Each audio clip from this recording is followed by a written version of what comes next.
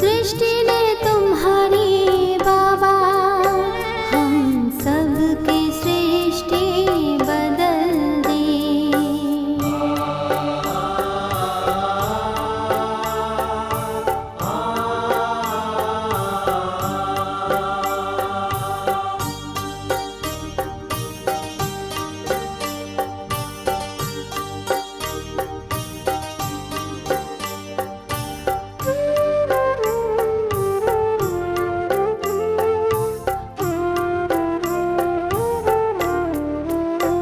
ये देह भान भुलाती है, दुनिया से दूर ले जाती है।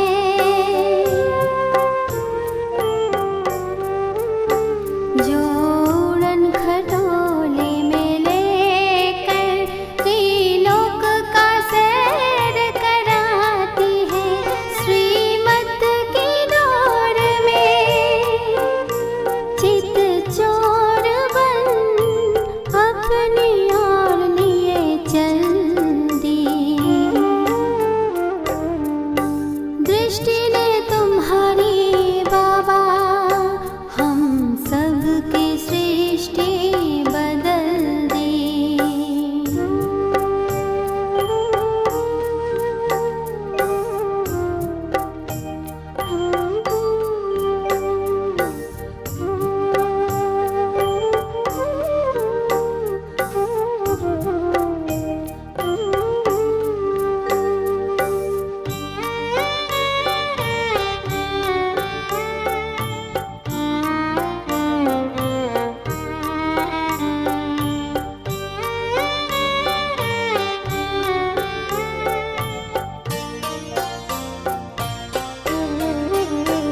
अनहद से नाद में बोले, अंतर के भेद ये खोले।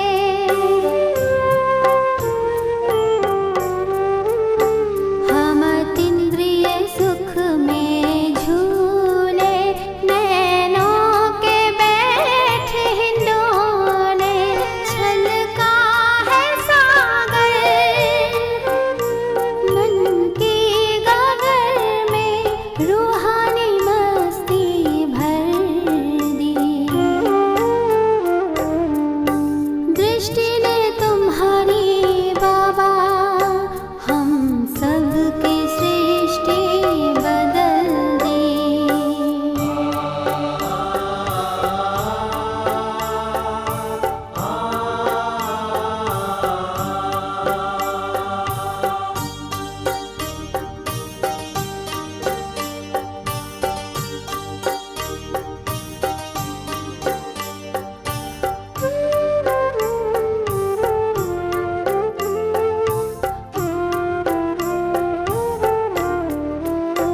इनमें संसार हमारा है, नवयुग का नया नजारा है।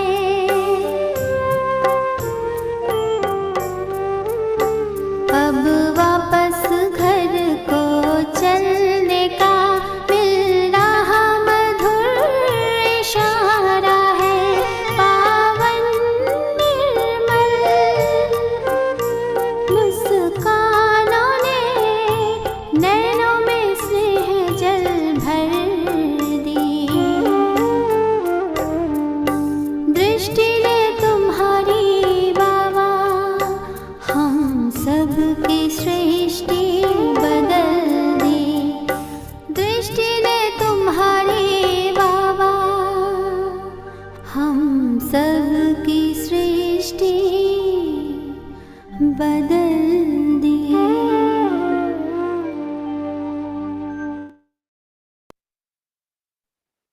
ओम शांति। आज की विशेष वाणी एकाग्रता की शक्ति, एक रस स्थिति, क्षमा के सागर, विश्व कल्याणकारी बनाने वाली, इतनी महत्वपूर्ण विधियां सिखाने वाली। आज इस वाणी की गहराई में हम जाएंगे और इस वाणी को गहराई में ले जाने के लिए, मनन चिंतन कराने के लिए हमेशा की तरह हमारे साथ हैं आदरणीय राहुल भाई जी। राहुल भाई जी, आपका बहुत बहुत स्वागत है। आप सेशन लीजिएगा। Thank you.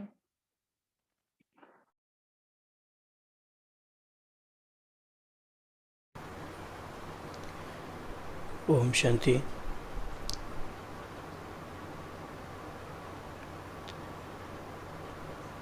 बाबा ने आज हमारी दो बातों पे फोकस दिलाया है,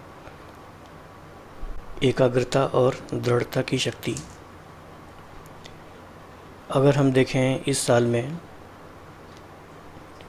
में कितने दिन हो चुके हैं ऑलरेडी?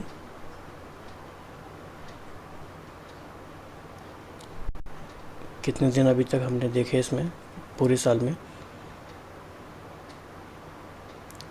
142 डेज़।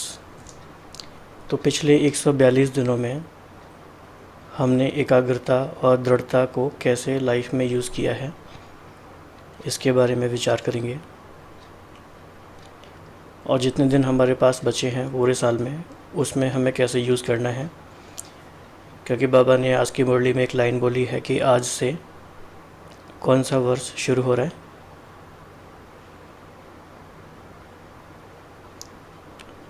आज से तपस्या वर्ष शुरू हो रहा है।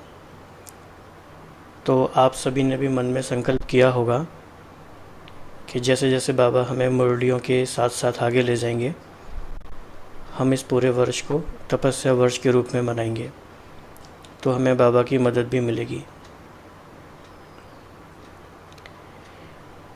तो हमें फोकस करना है इस बात पर कि एकाग्रता और दृढ़ता क्या मेरे जीवन में मेरे संकल्पों की ये क्वालिटी है या नहीं। तो आई होप कि सभी के पास डायरी एंड पेन है। सबके पास डायरी एंड पेन होना चाहिए, क्योंकि कुछ बातें नोट करेंगे, कुछ बातें लिखेंगे, और जिनके पास नहीं है वो अभी अरेंज कर सकते हैं। तो इस साल में हमारे पास अभी करीब 220 दिन बचे हैं, 220-225 दिन बचे हैं इस साल में। तो उन दिनों में हमें क्या करना है, एकाग्रता और दृढ़ता को कैसे लेकर आना है। तो आज की बहुत ही पावरफुल मुरली है, उसकी कुछ बातों पर आगे चलेंगे।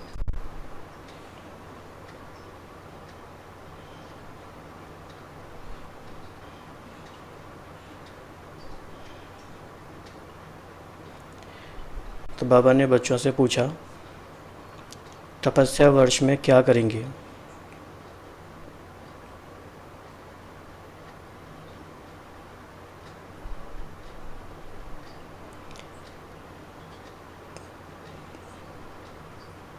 तपस्या अर्थात जो भी संकल्प करेंगे वह दृढ़ता से। तपस्या अर्थात एकाग्रता और दृढ़ता। तो हम लोग देख रहे हैं कि 1990 की जो हमने दिसंबर में मुरली पढ़ी थी, उसमें भी 2 मुरलियाँ तपस्या के बारे में थी, और ये 91 की मुरली है जो कि तपस्या के बारे में है। और क्योंकि ये तपस्या वर्ष है तो इस तरह की और मुरली आती रहेंगी। तो हम सभी के पास ये मौका भी है कि हम ये रिकॉल करें कि हमने लास्ट 2 मुरलीज़ में तपस्या के बारे में क्या क्या पढ़ा था। तो आप सबको कुछ याद आ रहा है तो आप शेयर करेंगे। तपस्या अर्थात क्या क्या था? हाँ जी, तपस्या अर्थात बाप के साथ मौज मनाना।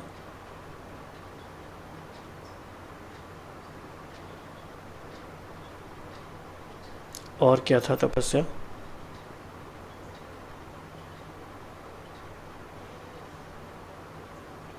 एकाग्रता, एक का बनना, समारोह सेलिब्रेशन, एकांत प्रिया, एक का पाठ, पास विद ऑनर। हाँ जी, एक रस स्थिति, नवीनता, नवीनता का लाइट हाउस, एक नामी और इकोनॉमी, व्यर्थ से मुक्ति। हाँ जी, हाँ जी जी, तो बहुत सारा याद है सभी को अच्छे से काफ़ी कुछ याद है जी।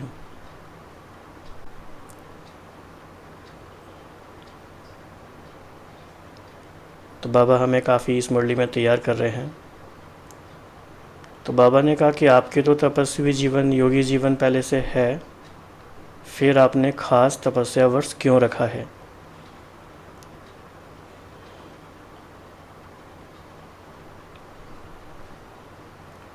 तो बाबा हमसे ऐसे प्रश्न पूछते हैं जो हमें गहराई में विचार सागर मंथन करने को मजबूर करते हैं। बाबा ने फिर आज हमारे निश्चय को भी पक्का किया, क्योंकि तपस्या का आधार वैरागी भी है और निश्चय भी है। तो बहुत सारे भाई बहन, नए भाई बहन होंगे इसमें, तो सभी को ये ध्यान से सुनना है कि भटकी हुई भोगी जीवन से थक कर, निराश होकर सोच समझकर योगी बने हो, सोच समझकर बने हो या किसी के कहने से बन गए हो, अनुभव करके बने हो या सिर्फ अनुभव सुनकर बन गए हो। कितना थोड़ा सा डिफरेंस है इस बात में समझने में। हम अनुभव करके बने हैं या किसी का अनुभव सुनकर बन गए हैं। अनुभवी बनकर के योगी बने हो या सिर्फ सुना और देखा तो अच्छा लग गया, सिर्फ देख करके सौदा किया है या सुनकर सौदा किया है। कहाँ किसी के धोखे में तो नहीं आए हो, अच्छी तरह से देख लिया है तो अभी भी देख लो, कोई जादू तो नहीं लग गया है। तीनों आँखें खोलकर सौदा किया है, क्योंकि बुद्धि भी आँख है, तो यह दो आँखें और बुद्धि की आँख तीनों खोलकर सौदा किया है।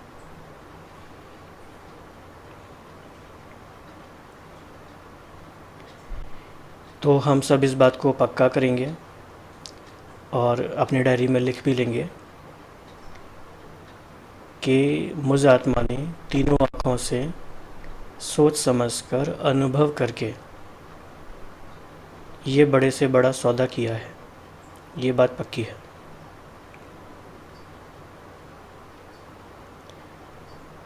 फिर बाबा याद दिला रहे हैं कि तपस्या वर्ष में और क्या क्या करना है।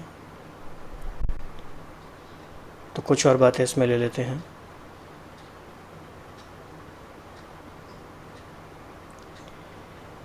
तो तपस्या वर्ष में मन बुद्धि को एकाग्र करना है, अर्थात एक ही संकल्प में रहना है कि मुझे फुल पास होना ही है।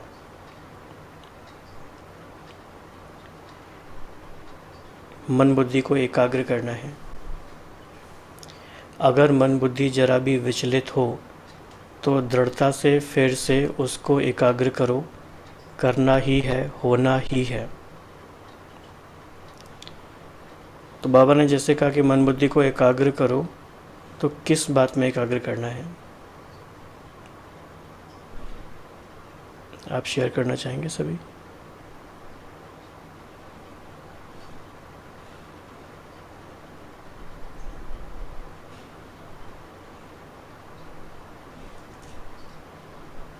हाँ जी, किस बात में एकाग्र करना है? भाई जी, बाबा की याद में और उनकी श्रीमत को 100% फॉलो करने के लिए। थैंक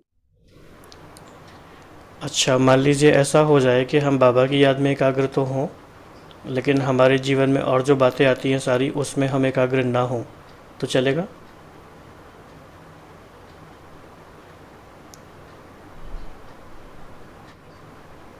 सब बात में एकाग्र करना चाहिए, क्योंकि हमको बचपन से ही सिखाता है कि eat while you eat and play while you play. तो जो काम करते हो वो पूरी एकाग्रता से करो। पढ़ते हैं तो भी कहते हैं ध्यान से पढ़ना। ओम शांति। ओम शांति। इसमें ये भी कह सकते हैं कि जो भी हमारे अंदर कमी कमजोरी है, उसके लिए हमें जो एकाग्र रहना है एक ही संकल्प में कि अब इसमें हमें पास होना ही है, पास विद ऑनर।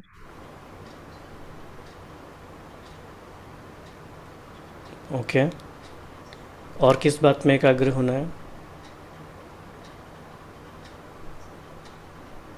ओम शांति भाई जी।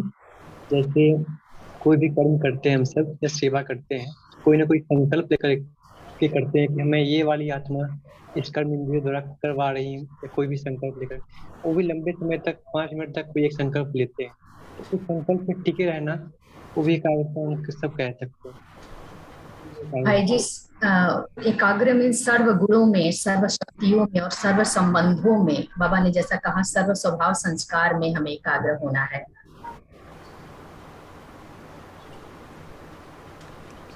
हाँ जी, और कोई शेयर करना चाहेगा किस बात में एकाग्र होना है?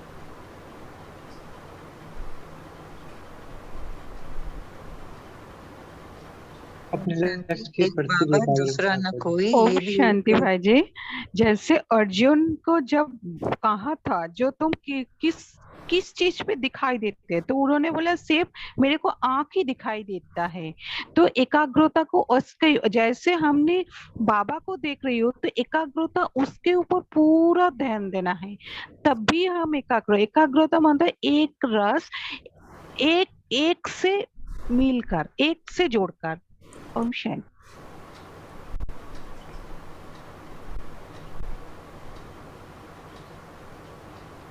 भाई जी, ये कर्म योगी की अवस्था भी हो सकती है कि हर कर्म करते हुए हमारा योग बाबा के साथ ही रहता है ऑलवेज।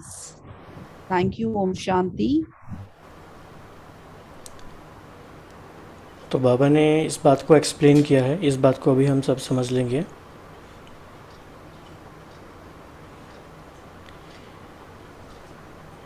बाबा ने कहा कि ज्ञानी योगी जीवन भी बहुत अच्छी लगती है, लेकिन थोड़ा थोड़ा किसी न किसी बात में सहन करना पड़ता है। उस समय मन और बुद्धि हलचल में आ जाती है कि यह कब होगा, कैसे होगा। तो हम इसको समझ सकते हैं कि एकाग्रता का अपोजिट क्या हो गया? हलचल। या तो हम एकाग्र हैं या हम हलचल में हैं। तो क्या हम चाहते हैं कि हमारे बचे हुए इस साल के 220 दिन जो भी है वो हलचल में जाएं या एकाग्र जाएं? तो हम क्लियरली समझेंगे इस बात को कि हलचल वाला नहीं चाहिए, एकाग्र चाहिए। तो बाबा बता रहे हैं कि हलचल एलिमिनेट होगी, हट जाएगी, तो वो बुद्धि एकाग्र बुद्धि कहलाएगी।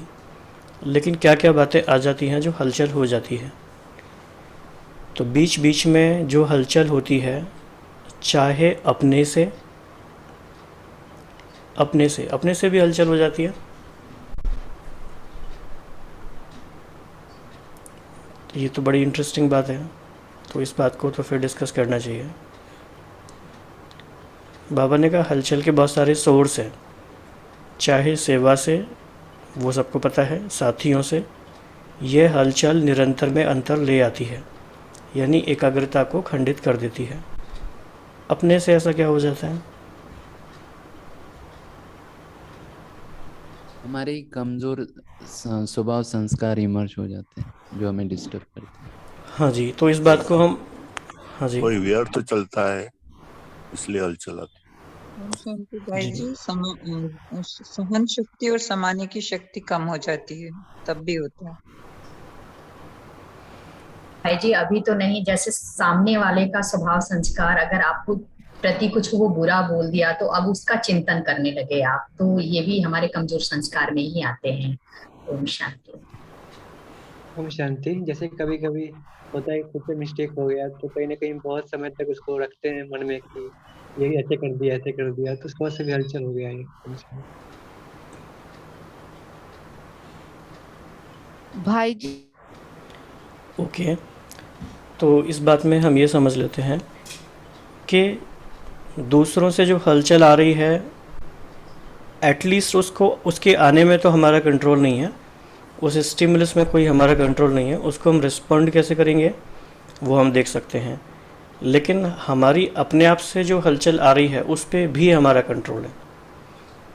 तो ये अफर्मेशन हम लिख सकते हैं अपनी डायरी में कि मुझे अपने रास्ते में खुद ऑब्स्टेकल नहीं बनना है। एटलीस्ट इस बात को हमें बहुत अच्छे से पक्का करना है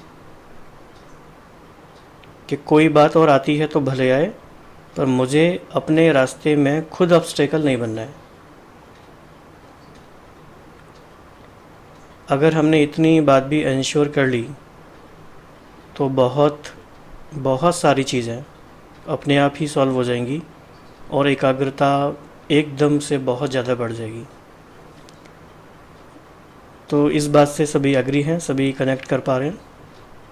आप चैट बॉक्स में बता सकते हैं। तो ये अफर्मेशन बड़ा बड़ा लिख के अपने रूम्स में हमें लगा देना है, हर जगह जहाँ भी हम रहते हैं, कि मुझे अपने लिए ही खुद ऑब्स्टेकल खुद नहीं बनना है। इतना तो हम इंश्योर कर सकते हैं।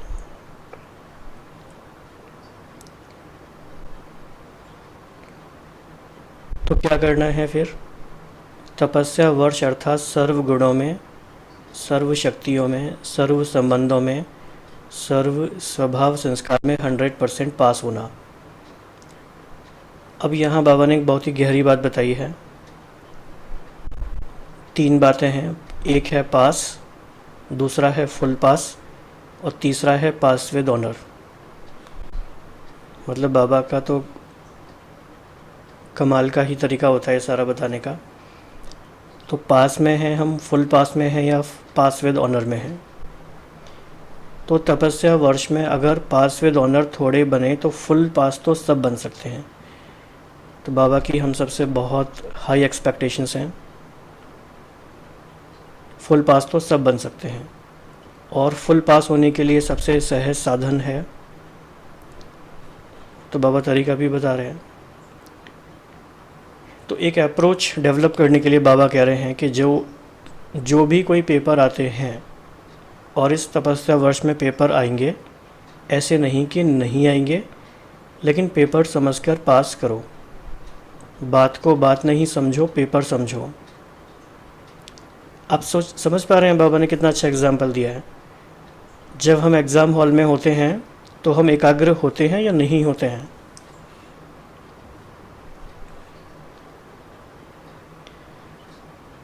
हम एग्ज़ाम देते समय बहुत एकाग्र होते हैं, चाहे कोई इंटरव्यू हो तो भी बहुत एकाग्र होते हैं। क्यों? क्योंकि हम उसको ऑब्स्टिकल नहीं समझ रहे, पेपर समझ रहे हैं। तो पेपर के क्वेश्चन के विस्तार में नहीं जाते कि यह क्यों आया, कैसे आया, किसने किया। पास होने का सोचकर पेपर को पार करते हैं। उस समय यही माइंड में रहता है कि बस मैं इतने क्वेश्चन तो कर लूँ सॉल्व कि मैं पास हो जाऊँ, मतलब मैं क्वालिफाई कर लूँ। उस समय ये नहीं सोचते, बाकी बातें सोचते ही नहीं है, क्योंकि इतना टाइम ही नहीं होता। तो ये बहुत सूक्ष्म बात है बाबा ने जो कही है कि कोई भी बात आ रही है अभी लाइफ में, वो एक मेरे लिए टेस्ट है, मेरा पेपर है। तो मेरा ध्यान रहेगा परफॉर्मेंस पे, पास करने पर, राइट। तो हम एकाग्र हो सकेंगे। तो बाबा ने फिर एक और हंसी की बात बताई कि अपने लिए सोचते हो यह तो होता ही है, इतना तो होगा ही, और दूसरों के लिए सोचते हो यह क्यों किया, क्या किया। और जब दूसरों के लिए ये सोचते हैं तो उससे क्या होता है, हम एकाग्रता और एक रस से नीचे आ जाते हैं। इसलिए हमारे लिए काम की चीज़ नहीं है। तो इन सब बातों को पेपर समझकर फुल पास होने का लक्ष्य रख करके पास करो। पास होना है, पास करना है, अब आपके पास रहना है तो फुल पास हो जाएंगे। ये बाबा का बड़ा सिंपल 3P का फॉर्मूला है। अब हम क्या करेंगे, क्योंकि फ्यूचर में तो जो बात आएगी वो तो हमें पता नहीं है अभी हम सिर्फ एंटिसिपेट कर सकते हैं कि क्या होगा, कैसे होगा। ओवर एस्टिमेट भी कर सकते हैं और अंडर एस्टिमेट भी कर सकते हैं। लेकिन पिछले 5 महीनों में जो कुछ हुआ, आप कोई भी एक ऐसे पेपर को याद करो जो आपको लगता हो कि ये बहुत बड़ी बात आ गई थी लास्ट 5 मंथ्स में, और जब वो बात आ गई थी तो हम ऐसा क्यों भूल गए थे, या हमें कितना याद रहा कि ये एक पेपर है और मुझे इसमें जस्ट पास होना है, सो दैट कि हम आगे बढ़ सकें और हमारी प्रोग्रेस हो। तो आप इसको लिख लीजिए एज एन असाइनमेंट, और अभी इसके बारे में 2 मिनट्स यू कैन इंट्रोस्पेक्ट।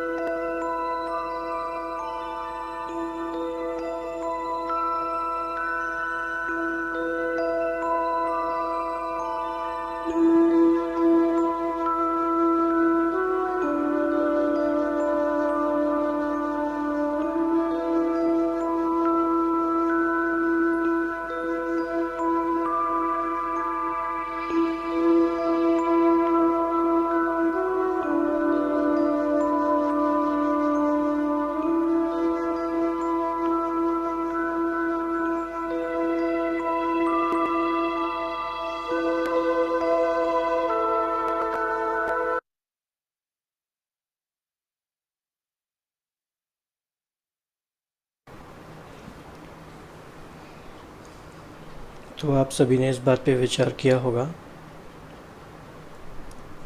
कि जो बड़ी से बड़ी बात आई उसके लिए हमारा पेपर वाला अप्रोच कितना रहा और कैसे इस बात ने हमें हेल्प किया।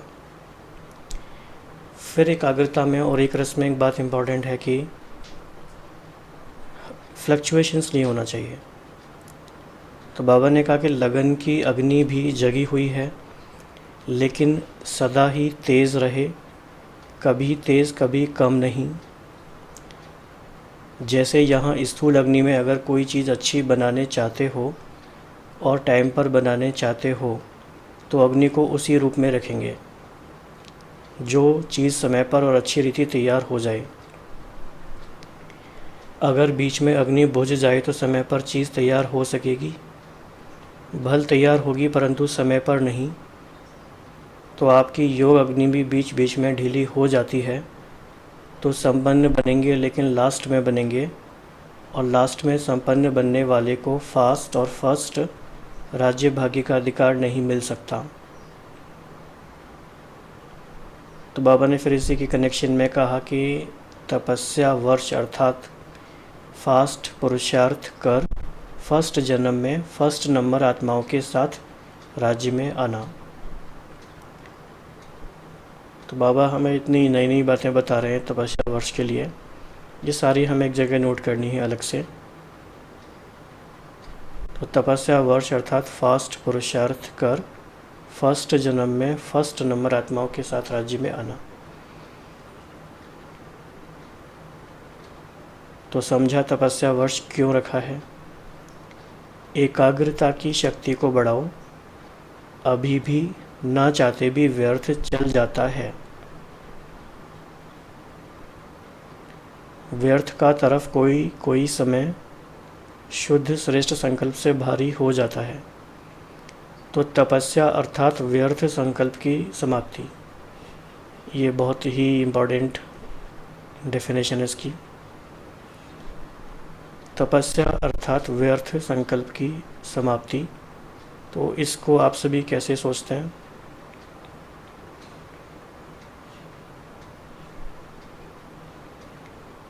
कैसे समझ सकते हैं इसको हम। भाई जी ओम शांति।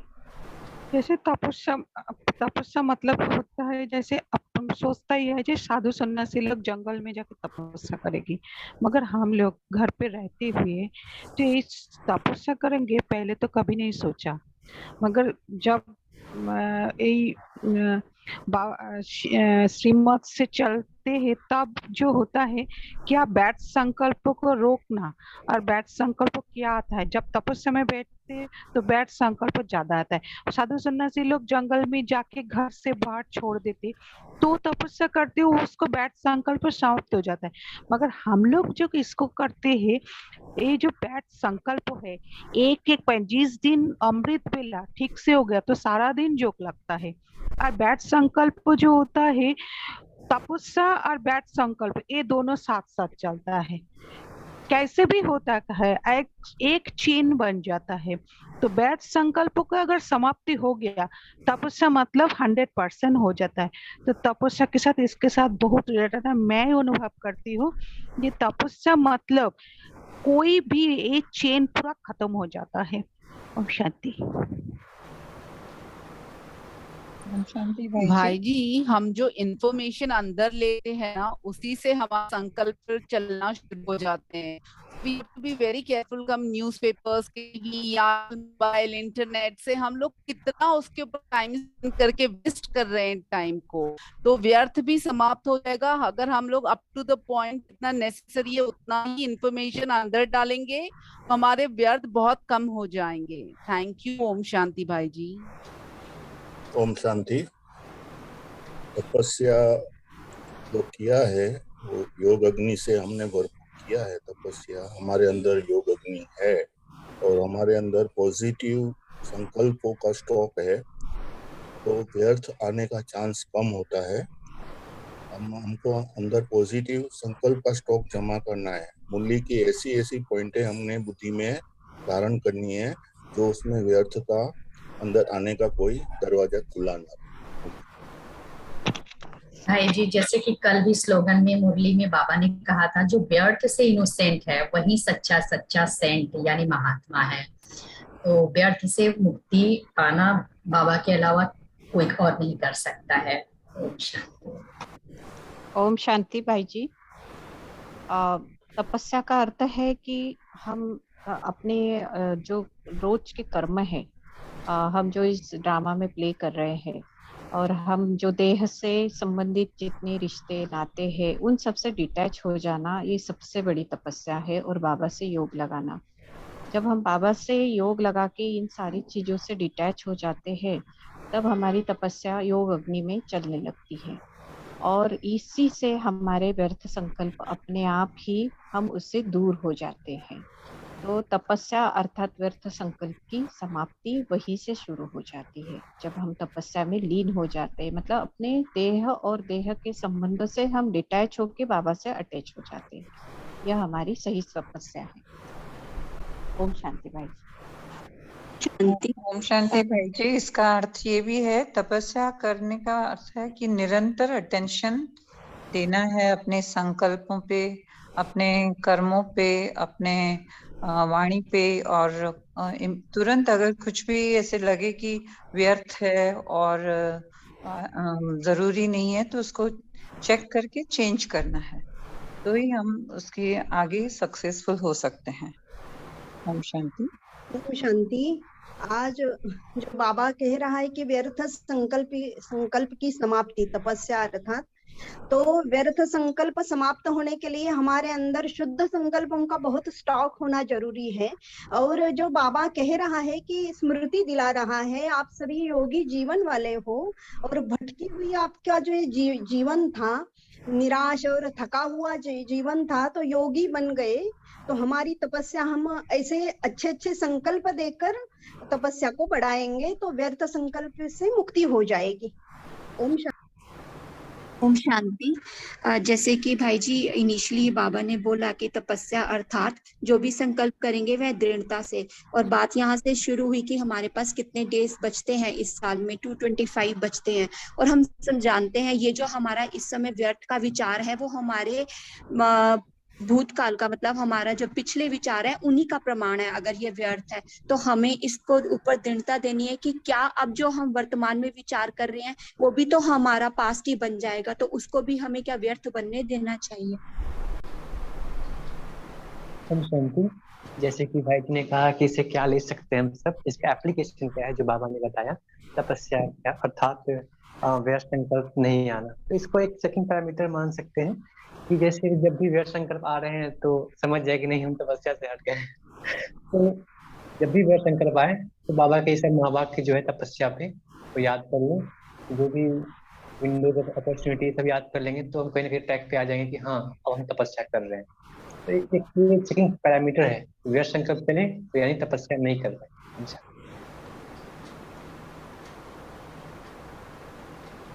ओम शांति भाई जी। अभी ये मंथन चालू होने से पहले ही मेरे मन में जरा व्यर्थ संकल्प आ रहा था, पर मैंने उसको डाइवर्ट किया कि अभी क्लास चालू होगा, मेरे को अच्छा ज्ञान की बातें सुनना है। ऐसी दिन भर मुरली का व्यर्थ संकल्प तो आते ही रहते हैं, पर उसको अपन डायरेक्शन कहाँ देना है ये अपने मन में सदा चलना चाहिए। मुरली की जो भी रोज की पॉइंट है वो निरंतर हमारे मन में अच्छी अच्छी पॉइंट उसका चिंतन करते रहना है। तो हम डाइवर्ट से अपने को किस दिशा में हम ले जा सकते हैं, इस बात का हमें ध्यान रखना है। ओम शांति। जैसे आपने कहा, हम सभी को, हम जो भी लैंग्वेज यूज़ करते हैं, जो भी शब्द यूज़ करते हैं, उस पर थोड़ा गहराई से ध्यान देना है। कई बार शब्द हम कह कुछ रहे होते हैं पर हमारा भाव कुछ और होता है, तो वो बात भी कंसीडर कर सकते हैं। लेकिन जैसे उन्होंने कहा डाइवर्ट, इसमें दो बातें हो सकती हैं। या तो ये कह रहे हैं कि हमने सप्रेस किया उस बात को, या हो सकता है इनके कहने का मीनिंग हो कि हमने उस बात को रिप्लेस किया, एक वीक थॉट को हटाया और एक पॉजिटिव थॉट को हम लेकर आए। अगर हम सप्रेस करते हैं या उसे हम ट्रांसफॉर्म नहीं करते तो वो लॉन्ग टर्म सॉल्यूशन या परमानेंट सॉल्यूशन होता ही नहीं है। वो जितनी देर फिर हम कुछ क्लास सुन रहे हैं, जितनी देर हम मुरली सुन रहे हैं, तो हमें लगेगा कि वो चला गया, लेकिन वो फिर से आएगा और हो सकता है ज़्यादा फोर्स में आए। डॉक्टर्स अधिकतर सारे यही कहते हैं, ख़ास तौर से मानसिक बीमारियों के बारे में, अगर वो दोबारा आती है तो वो ज़्यादा इंटेंस होकर आती है, फिर से आती है।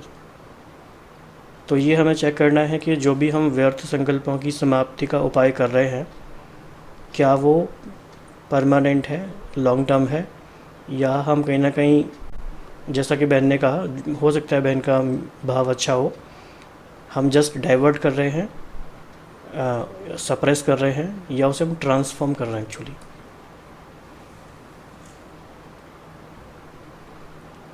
तो इसमें कोई कुछ क्लैरिफिकेशन देना चाहेंगे एक्स्ट्रा, कोई कुछ कहना चाहते हैं?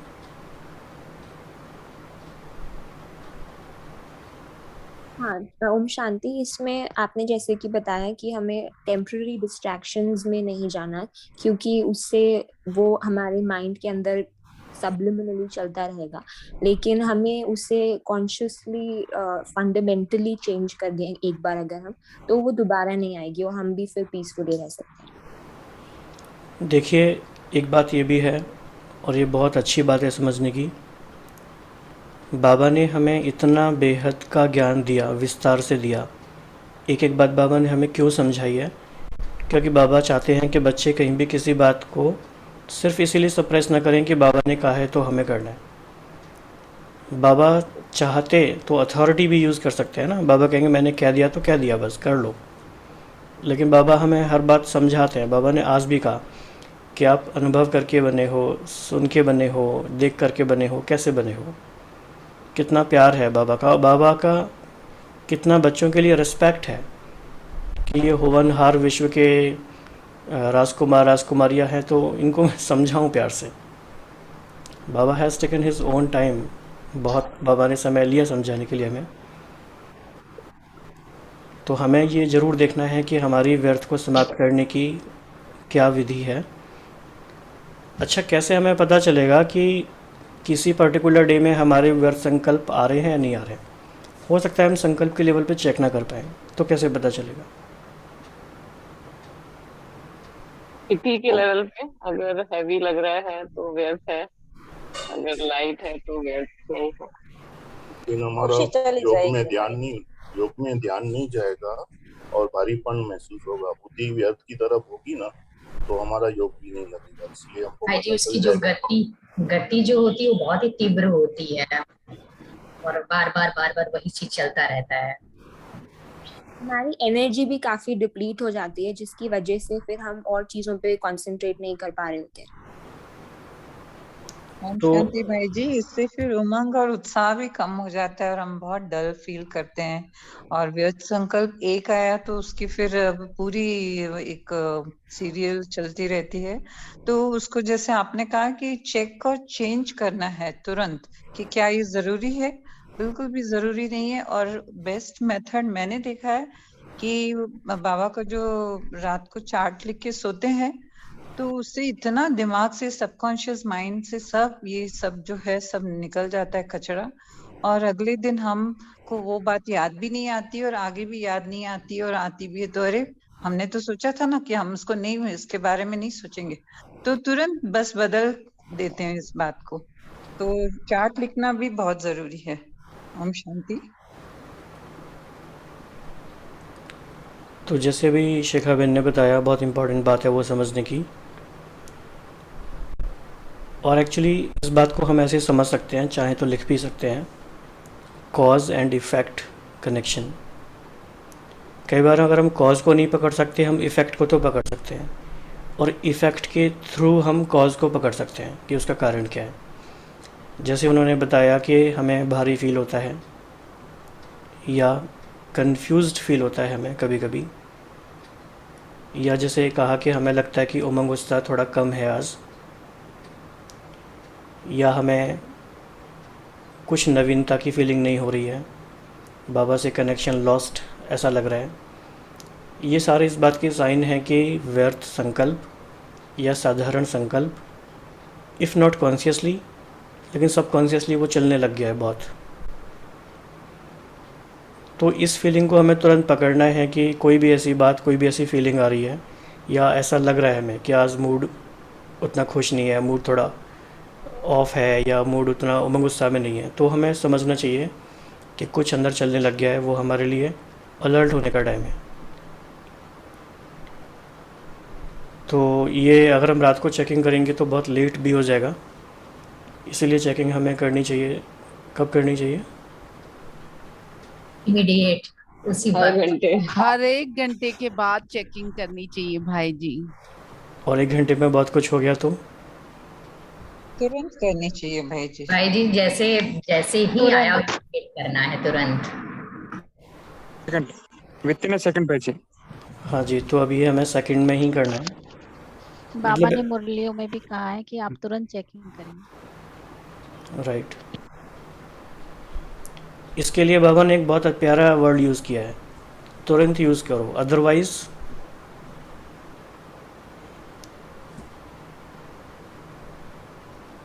वृद्धि होती जाएगी। अदरवाइज बाबा कहते हैं डिले इज़ डेंजर। लीकेज होता जाएगा। हाँ जी, डिले इज़ डेंजर ऑल्सो। अगर आपने डिले किया तो हो सकता है वो मल्टीप्लाई हो जाए, या हो सकता है कि उस समय जो इरिटेशन डेवलप हुई, फिर कोई छोटी सी सिचुएशन आ गई तो हम एक बड़ा नेगेटिव रिस्पॉन्स कर दें, तो फिर हम एक विशियस साइकिल में चले जाएंगे।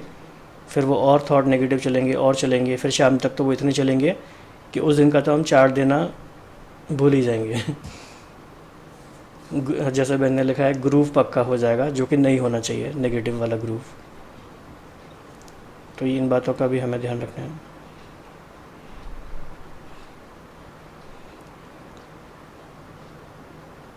तो बाबा फिर कह रहे हैं, ये समाप्ति ही संपूर्णता को लाएगी। कौन सी समाप्ति? व्यर्थ संकल्पों की समाप्ति। समाप्ति के बिना संपूर्णता नहीं आएगी। तो आज के दिन से तपस्या वर्ष आरंभ कर रहे हो, तो उमंग उत्साह के लिए बाप दादा मुबारक देते हैं। चारों ही सब्जेक्ट में फुल पास होने की मार्क्स लेनी है। ऐसे नहीं समझना कि मेरे 3 सब्जेक्ट तो ठीक हैं, सिर्फ एक में कमी है, तो फुल पास हो जाएंगे? नहीं, फिर भी पास की लिस्ट में आएंगे। फुल पास अर्थात चारों सब्जेक्ट्स में फुल मार्क्स हो। अगर बाबा ने जो 4 लाइन यहाँ बोली, इनको अगर हम 1 वर्ड में कहना चाहें तो वो क्या होगा?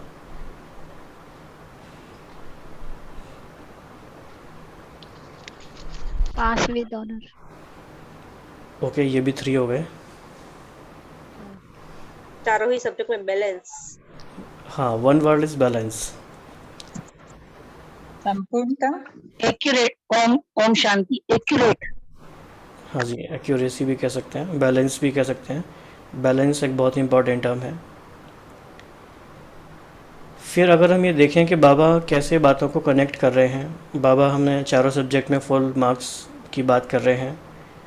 बाबा ने फिर एक धारणा का टॉपिक यहाँ पर लेकर आए, और ये काफ़ी स्टैंड अलोन इम्पॉर्टेंट टॉपिक है, इसको भी ध्यान से समझ लेंगे। इसको ऐसे समझ सकते हैं, अपने आप से प्रश्न पूछते हैं कि बदलते हुए समय में सेवा की विधि क्या होनी चाहिए। तो इस पैराग्राफ के लिए ये क्वेश्चन ठीक है, या कोई और क्वेश्चन हो सकता है? आप सबने मुरली पढ़ी होगी।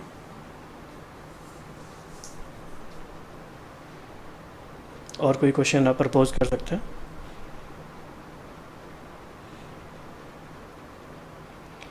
ठीक है, इसी क्वेश्चन को ले लेते हैं। तो बाबा ने कहा कि सदा हर आत्मा के प्रति कल्याण की भावना, चाहे वह आपकी स्थिति को हिलाने की भी कोशिश करे। तो हम माइंड में देखते जाएंगे किसी एक ऐसे पर्सन को चूज़ कर सकते हैं जो इस समय आपके पुरुषार्थ में सबसे बड़ी बाधा हो। कोई ना कोई तो होगा ही, ठीक है। लेकिन अकल्याण करने वाले के ऊपर भी कल्याण की भावना, कल्याण की दृष्टि, कल्याण की वृत्ति और कल्याणमय कृति,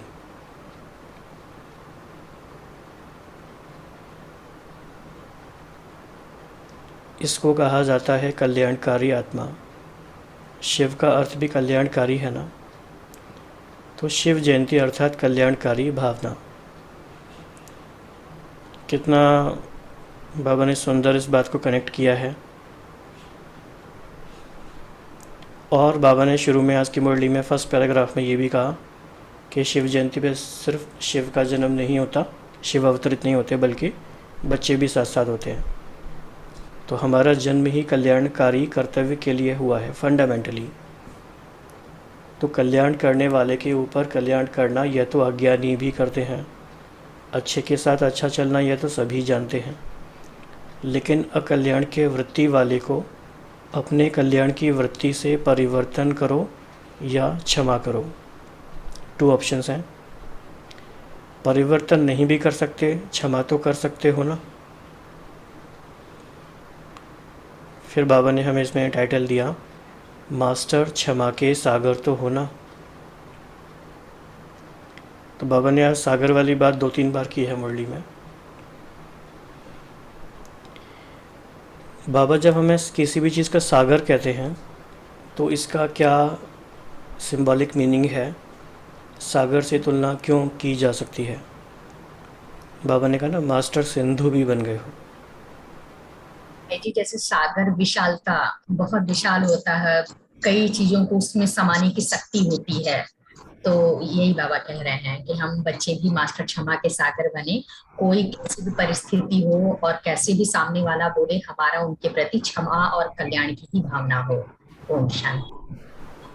ओम शांति। जैसे बाबा को या शक्तियों के सागर की बात करते हैं तो इसका प्रैक्टिकल मीनिंग ये हो सकता है कि निरंतर हम सब निरंतर वो यूज कर रहे हैं गुण को या शक्तियों को। और भाई जी, इस सागर की एक विशेषता है कि कोई भी आदमी कितना भी कचरा डाले ना सागर में, तो वो एक टाइम पे वो सारा कचरा एक साइड पे कर देता है, वो अपने अंदर नहीं लेके जाता। तो दैट वे शायद बाबा हमें ये बोल रहे हैं कि कोई कुछ भी करे, कोई सिचुएशन कैसे भी हो, हमें अंदर नहीं निगलना है उस बात को, हमें उसके परे जाना है। Thank you. ओम शांति। सागर की भी एक विशेषता यह है कि सागर कभी खाली नहीं होता है, वो भरपूर रहता है। जैसे नदी और पाउंड होते हैं वो खाली हो जाते हैं, इसलिए बाबा सागर का यूज करते हैं शब्द का कि आपको भी शक्तियों से भरपूर लेना है और सबके लिए कल्याण की और शुभ भावना रख के सबको देते रहना है। ओम शांति। ओम शांति भाई जी। सागर सभी को अपने आप में समा लेता है, चाहे सुख हो दुख हो, सभी को। हमें ऐसा एक्सपीरियंस आया है, होता है कि बाबा सब इसमें हमें हेल्प कर रहे हैं। तो सागर में देखते हैं सब गंदगी भी होती है, अच्छाई भी होती है, वह सब अपने में खुद में समा लेता है। वह सागर का बहुत अच्छा उदाहरण दिया है जी। तो बाबा ने कहा, आपकी क्षमा उस आत्मा के लिए शिक्षा हो जाएगी। आजकल शिक्षा देने से कोई समझता, कोई नहीं समझता, और यह करो तो शिक्षा हो जाएगी। तो क्षमा अर्थात शुभ भावना की दुआएं देना, सहयोग देना। तो ये पॉजिटिव अप्रोच है क्षमा का। शिक्षा देने का समय अभी चला गया, अभी स्नेह दो, सम्मान दो, क्षमा करो। तो ये 3 बातें इसमें हैं, स्नेह दो, सम्मान दो, क्षमा करो, शुभ भावना रखो, शुभ कामना रखो। यह शिक्षा की विधि है। वह विधि अभी पुरानी हो गई तो नई विधि आती है ना। तो तपस्या वर्ष में इस नई विधि से सर्व को और समीप लाओ। इस लाइन के साथ हम कौन सी लाइन कनेक्ट कर सकते हैं जो बाबा ने पिछली 2 मुरलियों में बताया था। तपस्या क्या है जिससे आत्माएं समीप आ सकती हैं।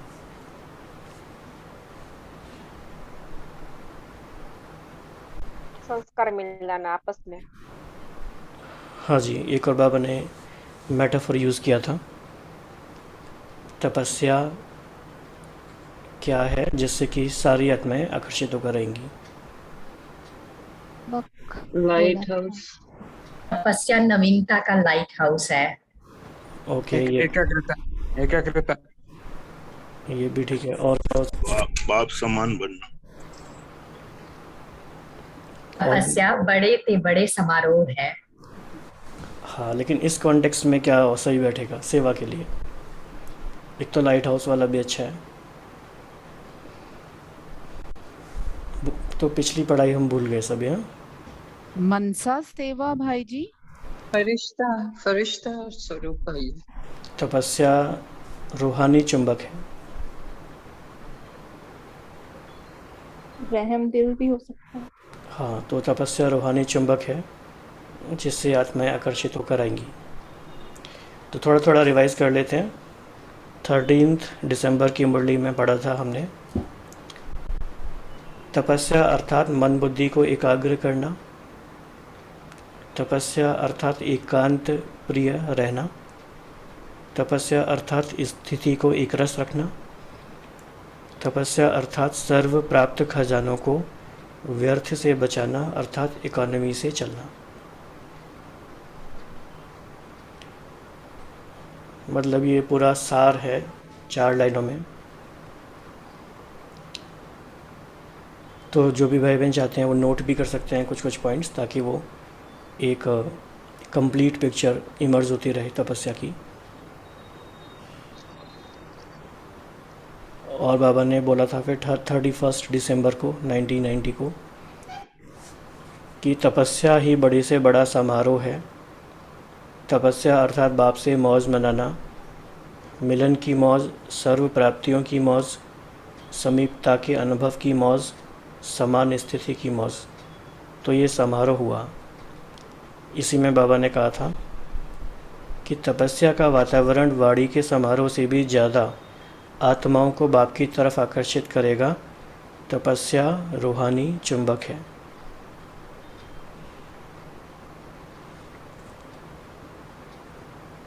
फिर हम आज की मुरली पर आते हैं।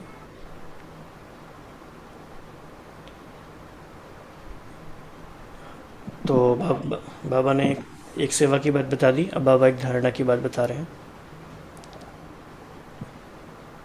कि सुनाया था ना कि दाने कुछ तैयार हो भी गए हैं लेकिन माला अभी तैयार नहीं है। धागा भी है, दाने भी हैं, लेकिन दाना दाने के समीप नहीं है, इसीलिए माला तैयार नहीं है। अपनी रीति से दाना तैयार है लेकिन संगठन में समीपता में तैयार नहीं है।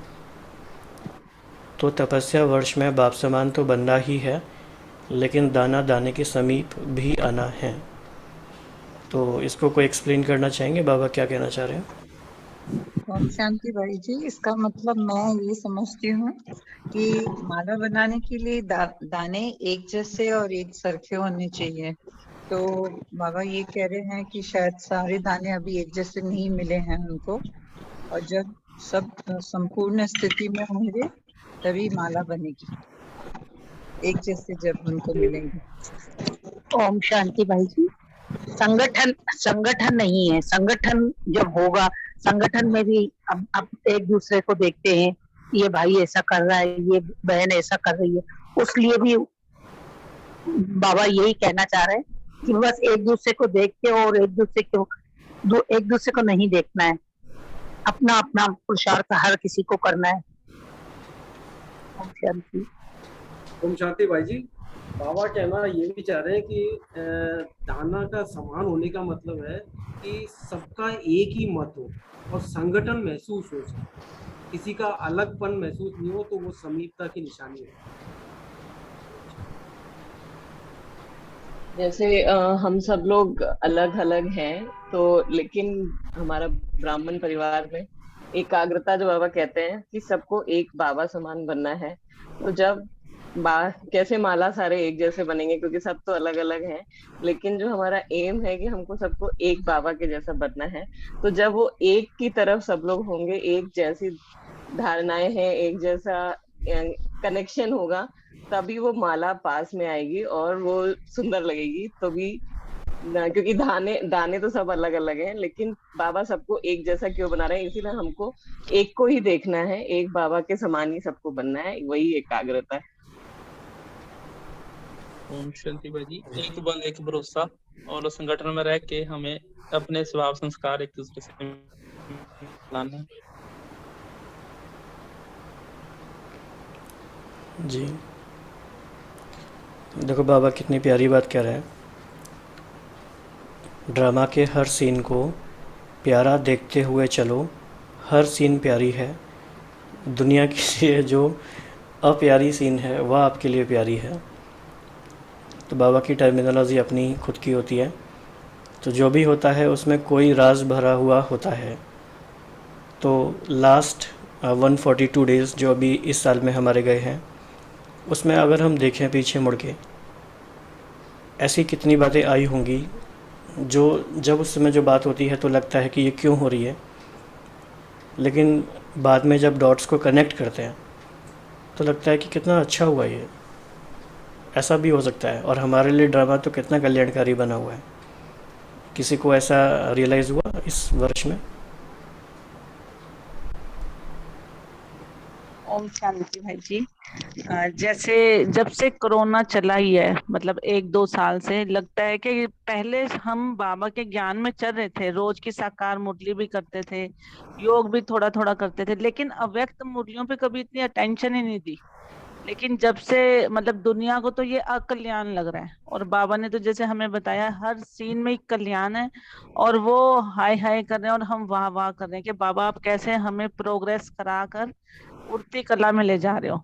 तो मतलब ऐसा लगता है कि इतनी बड़ी बड़ी परिस्थितियां आई, जैसे घर के लौकिक सदस्य भी इतने सारे गए, लेकिन अब साइड में खड़े होके देखते हैं तो ऐसा लगता है कि शायद बाबा यही ठीक था, क्योंकि कई बीमारी से जूझ रहे थे, कोई कैसे कोई कैसे।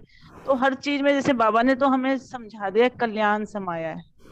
तो बहुत प्रोग्रेस हुई सभी भाई बहनों के साथ जुड़कर। पता ही नहीं चला कब बाबा ने अव्यक्त मुरलियां इतनी सहज कर दी, जिसको हमें ऐसा लगता था कि ओहो कितनी डिफिकल्ट लगती हैं। तो बहुत बड़े बड़े भाई बहन हमारे साथ आए, आप लोग आए, जिन्होंने हमें बहुत इजी समझाना सिखा दिया। ओम शांति। ओम शांति।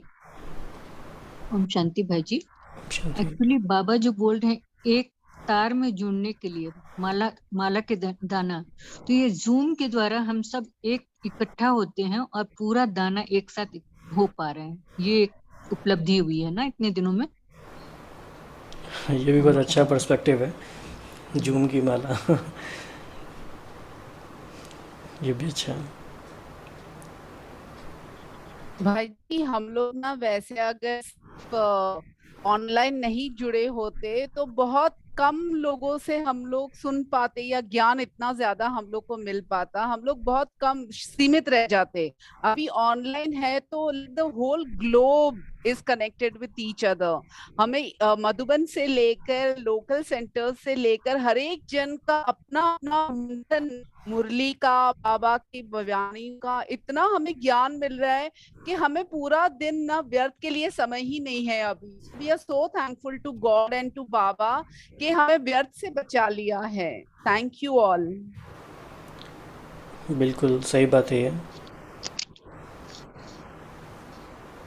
ओम शांति भाई जी। मैं अनुभव थोड़ा सा छोटा सा शॉर्ट में सुनाना चाहूंगी कि 2 साल हो गए मुझे जब से मैंने इस ज्ञान में आई हूँ। मैंने न्यूज़पेपर में थोड़ा बहुत पढ़ती थी, इतना नशा रहता था न्यूज़पेपर, सुबह चाय से पहले बाथरूम में वॉशरूम में जाके पढ़ती थी कि ये भी मेरा टाइम वेस्ट ना हो। लेकिन मैंने न्यूज़पेपर को हाथ नहीं लगाया है, 2 साल हो गए, मैं पढ़ने के लिए कभी नहीं उठाया है। और टीवी तो मैंने 5 साल पहले ही छोड़ दिया था, लेकिन न्यूज फिर भी थोड़ा बहुत देखती थी टीवी में। वो 2 साल से मैंने टीवी नहीं खोलती हूँ, केवल अवेकनिंग चैनल के लिए खोलती हूँ, नहीं तो नहीं खोलती हूँ। बस ओम शांति। जैसे एक बहन ने भी बोला कि मुरली पहले डिफ़िकल्ट लगती थी, या किसी किसी को भी लगती होगी, तो हमें क्या समझना चाहिए कि मुरली भगवान या बाबा हमसे बात कर रहे हैं। एक पिता का, एक टीचर का, एक सदगुरु का, वो हमसे बातचीत है, और इसमें बहुत प्यार है, बहुत सुख है। आप इसे बहुत डीपली वैसे सोचेंगे तो फिर मुश्किल लगेगा शायद, लेकिन बाबा हमें बड़े प्यार से तैयार कर रहे हैं, विश्व महाराजन बनने की ट्रेनिंग दे रहे हैं, या बाबा दिल की बातें हमसे करते हैं। ऐसे समझेंगे तो हमें बहुत इजी लगेगा। जैसे बाबा कह रहे हैं कि लोग डरते हैं मरने से, और आप तो है ही मरे हुए। पुरानी दुनिया से मरे हुए हो ना, नई दुनिया में जीते हो, पुरानी दुनिया से मरे हुए हो, तो मरे हुए को मरने का क्या डर लगेगा? तो मरे हुए को मरने से क्या डर लगेगा?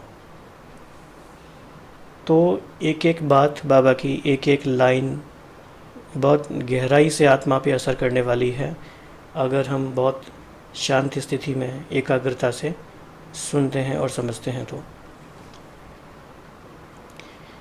और जैसे व्यर्थ संकल्प की बात हो रही थी, तो ये तो सबसे नंबर 1 है ही कि हम मुरली को स्टडी करें डेली। दूसरा सेकंड बेस्ट तरीका क्या हो सकता है? बाबा के समान जो जो मुरलियों में दिए हैं उनको बार बार रिपीट याद करते रहें, उस समान में रहें। एक इम्पॉर्टेंट अप्रोच ये हो सकती है, ये भी ध्यान से समझना है, किसी किसी भाई बहनों को शायद ना भी पता हो। जैसे बाबा की मुरली का एक अप्रोच तो ये है कि हम फर्स्ट मुरली से लेके लास्ट तक पढ़ते जाएं, यानी पूरी 1100 मुरली पढ़ें। एक अप्रोच है कि हम ईयर वाइज पढ़ें, 1980 का पढ़ें या 1970 का पढ़ें, 91 का पढ़ें। एक और भी अप्रोच है, वो अप्रोच क्या है?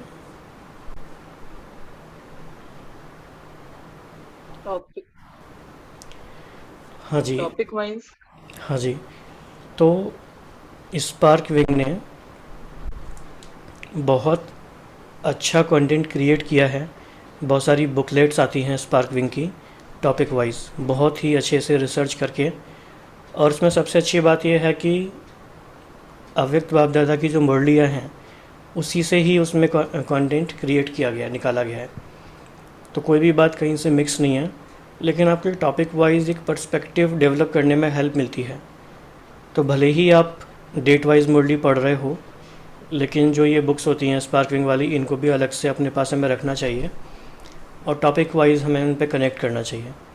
तो आप में से कुछ के पास ये बुक्स होंगी, तो आप लोग बता सकते हैं कौन कौन सी बुक्स आपके पास हैं? भाई जी ओम शांति। मेरे पास जमा का खाता है, ज्वालामुखी योग, अशरीरी भव और अमृत बेला, ये 4 किताबें इस बार हम बाबा मिलन से लेके आए। बहुत अच्छा। ओम शांति भाई जी। शांति भाई जी, मेरे अलग पास 2 किताबें हैं, वहा ड्रामा वहा और बाबा के अमृत वेले की। ओम शांति भाई जी। वैसे तो बुक्स तो हैं और रीड भी करी हैं, लेकिन जैसे अब हम ईयर वाइज भी पढ़ रहे हैं ना अव्यक्त मुरलियां, जैसे पूरा टारगेट लेके ही चलते हैं एक एक मुरली की बुक फिनिश करने का, और साथ में संदेश भी करते हैं अपने आप। तो उसके बाद ना जैसे बाबा ने ये क्वालिटी दी है छोटी सी कि हर मुरली की ना मैं पिक्चर बनाती हूँ, अव्यक्त मुरली हो साकार मुरली हो, तो उससे एक तो इजीली मुरली याद हो जाती है, और उसके बाद पूरी जैसे रजिस्टर ही बनाए हुए हैं पूरे तो उसमें सबसे आसान तरीका ये लगता है कि बाबा ने जो दी है ना सारी बुक्स में, तो जैसे कई एक सी मुरलियां लगती हैं, मतलब कुछ उसमें डिफरेंस होता है। जैसे सारी में एक 18 जनवरी की होंगी, होली की मुरली जरूर होगी, शिवरात्रि की होगी। तो जब हम उनका कंट्रास्ट निकालते हैं ना हर साल का, तो मतलब बहुत इजी तरीके से समझ आ रही है आपको कि बाबा हमें क्या समझाना चाह रहे हैं, हमें क्या क्या। शिवरात्रि की जैसे मैंने काफी सारी इकट्ठी करी सारे साल की, और उसमें काफी सारी चीजें मतलब लगी कि व्रत कौन कौन से रखने हैं। मतलब धीरे धीरे जितना हम गहराई में उतरते जाएंगे ना, तो बहुत अच्छे तरीके से बाबा ने हर मुरली में आगे आगे प्रोग्रेस करते करते सिखाई है।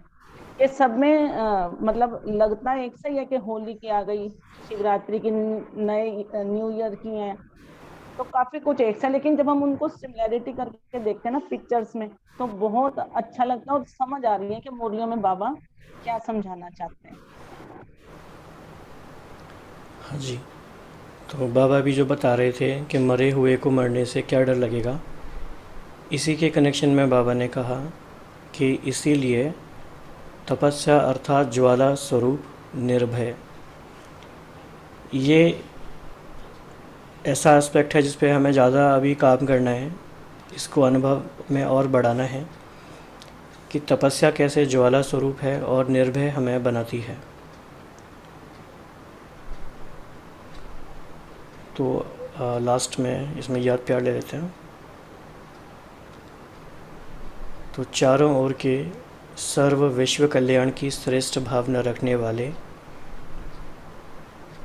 चारों ओर के ऐसे दृढ़ संकल्प करने वाले, तपस्या द्वारा स्वयं को विश्व को परिवर्तन करने वाले एकाग्रता की शक्ति से एक रस तीव्र स्थिति में रहने वाले ऐसे तपस्वी आत्माओं को, स्नेही आत्माओं को, सदा बाप के साथ रहने वाली आत्माओं को, सदा भिन्न भिन्न विधि से सेवा में साथी रहने वाले बच्चों को महापरमात्मा जयंती की मुबारक और याद प्यार स्वीकार हो और साथ साथ नमस्ते। तो हम बच्चों का भी बाप दादा को नमस्ते। तो कुछ पॉइंट हम फिर से रिवाइज करेंगे इसमें।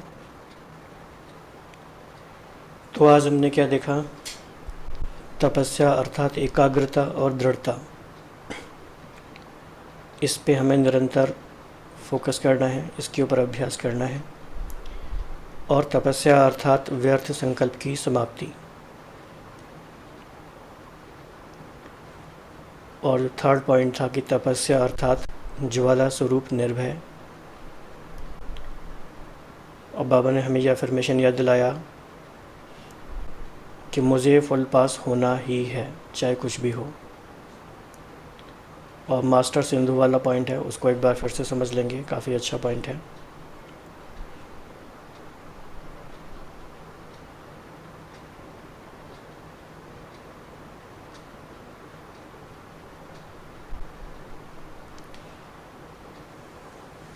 तो बाबा कह रहे हैं कि सिंधु स्वरूप को जानते आप भी मास्टर सिंधु बन गए।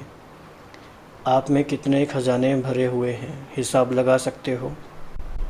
अनगिनत अथाह और अविनाशी खजाने हैं। अनगिनत अथाह और अविनाशी खजाने हैं।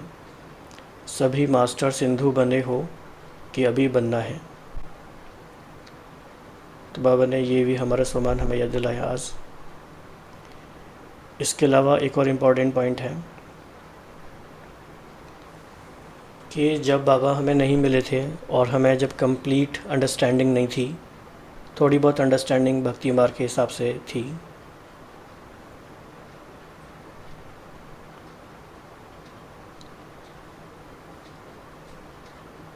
तो क्या था कि अंधकार में जो व्यक्ति व वस्तु जैसी होती है वैसी दिखाई नहीं देती, होते हुए भी दिखाई नहीं देती। और जब आप अवतरित हुए तो आप भी जो आप हैं, जो हैं, जैसे हैं, ना अपने आप को देख सकते थे, ना बाप को देख व जान सकते थे। मैं आत्मा हूँ यह होते हुए भी ज्ञान व अनुभव के नेत्र द्वारा देख नहीं सकते थे। नेत्र होते हुए भी अंधकार में थे। नेत्र यथार्थ कार्य नहीं करते थे, स्पष्ट दिखाई नहीं देता। तो आप भी अंधकार में थे ना, अपने को नहीं देख सकते थे। इसीलिए बाप पहले इस अंधकार को मिटाते हैं। तो शिवरात्रि अर्थात अंधकार को मिटाए यथार्थ का प्रकाश प्रज्वलित होना, ये बहुत ही अच्छा टर्म है, यथार्थ का प्रकाश।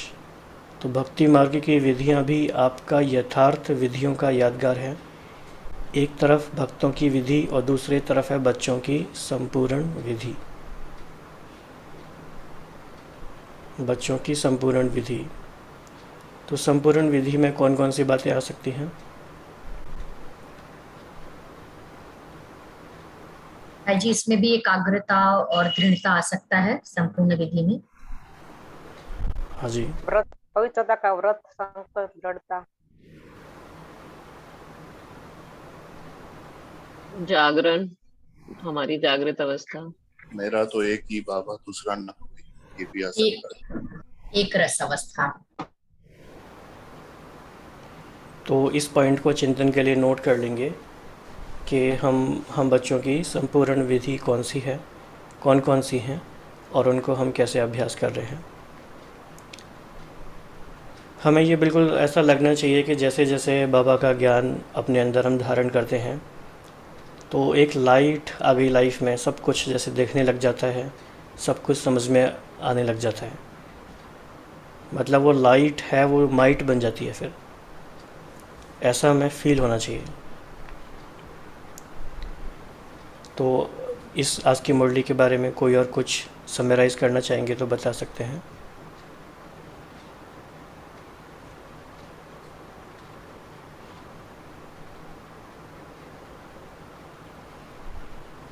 जी, एकाग्रता अर्थात साक्षी दृष्टा। ओके। बाबा ने आज इसमें ये भी बोला कि कैसे महाशिवरात्रि इसको क्यों कहते हैं, क्योंकि महान बनाने का व्रत लेने का ये दिव्य दिवस है। इसके लिए इसको भक्ति में भी महाशिवरात्रि कहा जाता है। और जो शिवरात्रि का बाबा ने मीनिंग बताया, यथार्थ का प्रकाश प्रज्वलित होना, और सर्व खजानों का सिंधु है बाबा, और हमें मास्टर सिंधु बाबा ने बताया। और इसमें जो हम लोग ने एक चीज देखी कि हमें अपने रास्ते में खुद ऑब्स्टिकल नहीं बनना है, और हमें फुल पास और पास विद ऑनर होना है। निरंतर में अंतर नहीं पड़ना चाहिए हमारी अपनी वजह से, चाहे सेवा की वजह से या साथियों की वजह से। और हमें कॉज एंड इफेक्ट का एनालिसिस करना है। अगर हमें कॉज नहीं पता चल रहा है तो भी इफेक्ट को देखकर हमें अपने को चेंज करना है उसी समय। और बाबा ने बहुत सारी डेफिनेशंस तपस्या वर्ष के बारे में दी, एटलीस्ट 4 या 5 हैं जो अलग अलग बाबा ने दी है। ओम शांति भाई जी। आज बाबा ने सहन करने और समाने की शक्ति को बड़ा अच्छा कंबाइन करके मतलब समझाया कि अगर सहन करने की शक्ति है मगर समाया नहीं उसको किसी भी बात को, तो फिर वो सहन करने की शक्ति भी बहुत काम में नहीं आएगी। तो ये कॉम्बिनेशन शक्ति की बहुत अच्छी लगी। ओम शांति भाई जी। बाबा ने एकांत का इम्पोर्टेंस भी समझाया और बाबा ने संगठन का इम्पोर्टेंस भी समझाया। मतलब दोनों स्थितियों में कैसे हम बाबा के समीप जा सकते हैं, दोनों का अपना अपना महत्व है। थैंक यू भाई जी। ओम शांति। ओम शांति। बाबा ने आज बोला ड्रामा की हर सीन बहुत प्यारी है, हर सीन में कोई न कोई राज छुपा हुआ है। ओम शांति भाई जी। बाबा ने कहा कि कल्याण करने वालों का कल्याण तो अज्ञान में भी करते थे, लेकिन हम अभी अब जब ज्ञान में आ गए तो हमें कल्याण करने वालों का भी कल्याण करना है, शुभ भावनाओं के द्वारा और शुभ कामनाओं के द्वारा। और योग अग्नि से हमें अच्छा बनना है और टाइम पर बनना है, क्योंकि अच्छे तो बन जाएंगे लेकिन टाइम पर बनना है। ओम शांति। बाबा ने आज कहा है कि अपनी जो जो कमजोरियां है वो तपस्या की योग अग्नि से भस्म करो, और कहा कि तेज आग में कोई भी चीज डालते हैं तो परिवर्तन और भस्म हो जाती है, तो लगन की अग्नि सदा तेज रहे। ओम शांति भाई। तपस्या का भाई जी बहुत ही अच्छा बाबा ने डेफिनेशन दिया। जैसे पहला दिया कि तपस्या अर्थात एकाग्रता और दृढ़ता, दूसरे नंबर पे दिया तपस्या अर्थात सर्वगुण सर्वशक्ति और सर्व संबंध स्वर स्वभाव संस्कार में 100% पास होना, तीसरा दिया तपस्या अर्थात फास्ट पुरुषार्थ कर फर्स्ट जन्म के फर्स्ट नंबर में आना, तपस्या अर्थात व्यर्थ संकल्पों की समाप्ति, लास्ट तपस्या अर्थात ज्वाला स्वरूप अर्थात निर्भय आत्मा। ओम शांति।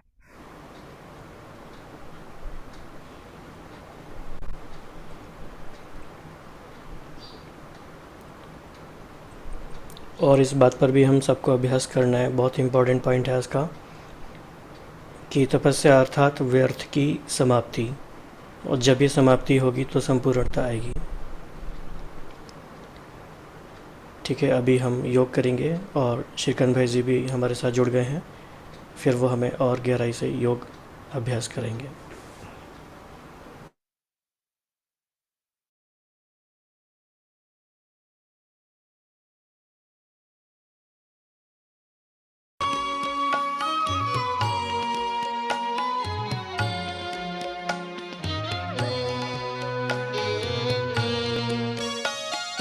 करो तपस्या, अब करो तपस्या, करो तपस्या, अब करो तपस्या। योग तपस्या के बल से पावन युग फिर लाना है। करो तपस्या, अब करो तपस्या।